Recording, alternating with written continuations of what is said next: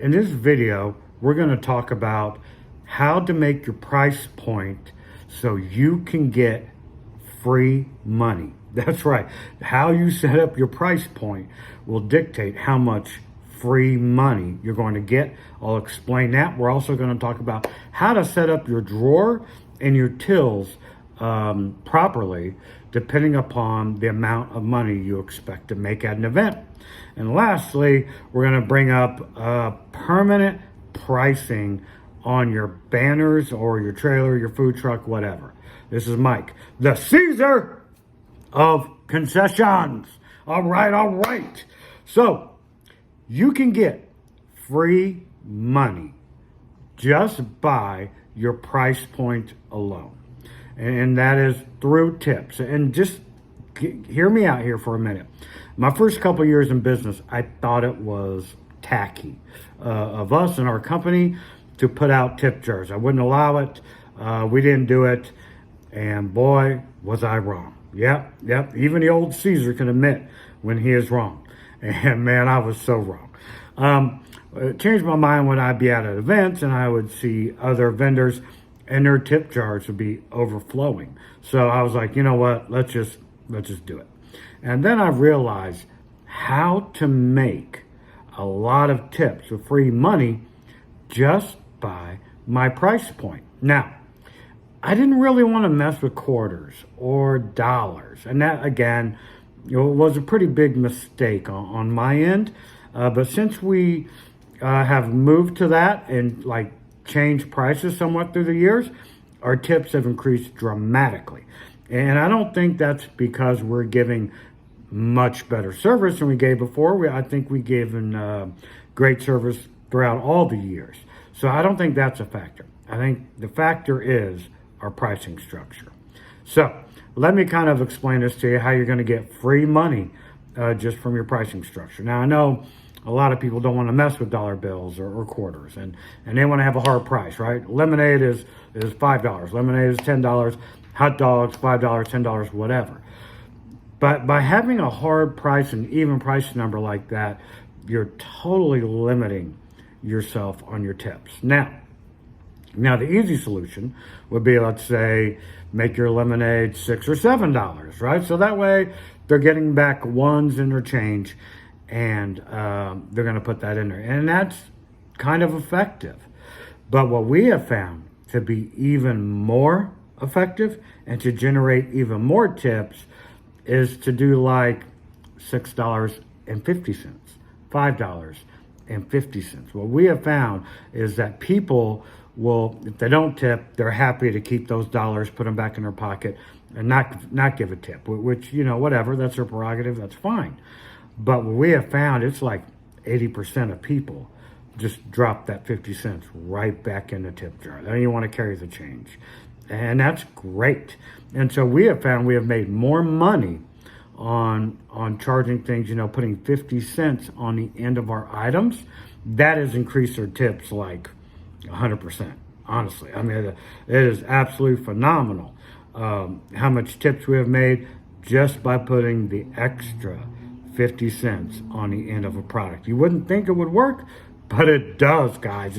It's absolutely great. So if you want free money, I highly suggest you structure your pricing so that, it's either the dollar or even better, the 50 cents. And I know it's a pain to go to the bank and buy rolls of quarters, but I think you will be much happier because you will make a lot more free money doing that. All right, now let's move on to the next topic. I want to talk about, I honestly get this DM quite a bit from people about how to set up their drawers, right? How to set up their tills. They don't know how much change to take, so let me help you out, and I'll just share with you how we do it at our different locations. Okay, so if we're thinking that a particular event or job, whatever, is going to be about $1,000 or under, here's how we set up our drawer.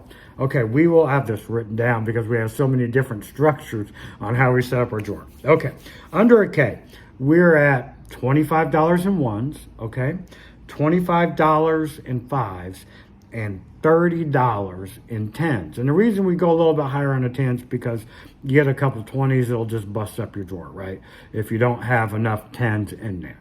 So we do that. And we also do $30 in quarters. That's probably a little overkill, but I would rather have more quarters than not. So that way I don't have to change our menu and our pricing when we run out of quarters. Now another trick, we do this quite a bit, whether we need quarters or not, is to put up a sign that says, help, we need quarters, help, we need ones. And all of a sudden, people will start paying with those, and also we will garner more tips because they know that we need this type of change. There's another way, a little tip to get free money. So if you put up those signs, people will generally help out and dig to find ones or quarters to help you out with that.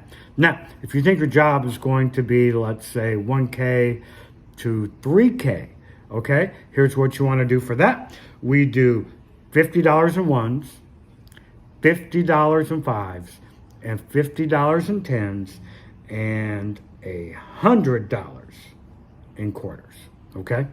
And again, over on the quarters, just to make sure we have enough, because we want to put our price point at a lot of our products at the 50-cent mark so we can get that free money from people, right? So we want to make sure I do have enough quarters to make change so I can get our free money. 3K, okay, now we're going to talk about big jobs like 3K to 10K and above. Okay, so it gets a little trickier here. So we make sure that we have 3 tills. And 3 tills are going to be the same as the 1 to 3K. So we're going to have $50 in ones, $50 in fives, $50 in tens. Okay, we're going to have that. And then we're also going to have an additional, okay? An additional, we put this to the side and we will buy out of this bag. We don't put it in our drawers, this is separate. And we will take an extra $100 in ones, $100 in fives, and $100 in tens. And for these, we take generally anywhere $400 to $500 in quarters for these events, because again, I don't want to have to change my menus halfway through an event or whatever. And so it's just easier to have more than enough quarters, right?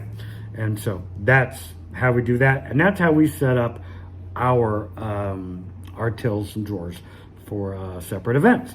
Now, on to permanent pricing structure on your banners and your food trucks and your trailers, having it actually put on. I don't do that, and let me tell you the reason why. I like to be fluid in our business. If we're at an event and I need to undercut my competition, which I have no problems doing, because I like to outsell my competition 2, 3, 4, or 5 to 1. In order to do that, I have found it's better to create a better value, which means giving your customers a cheaper price than the other guys, and that's how I outsell them. So if we were to put permanent pricing on banners and stuff like that, you cannot be fluid in your business. You have to stand pat with that pricing, and that could come back to bite you. So I don't know, just food for thought. I see a lot of that, guys and gals putting permanent pricing on their trucks, trailers, and banners above their tents. And I'm like, man, it makes it hard to compete if you have to. And I know some people will never change their prices, and maybe that's why they do that. I don't know. But for me, I like to be fluid in business and change my pricing structure as needed. This is Mike, the Caesar of Concessions, out.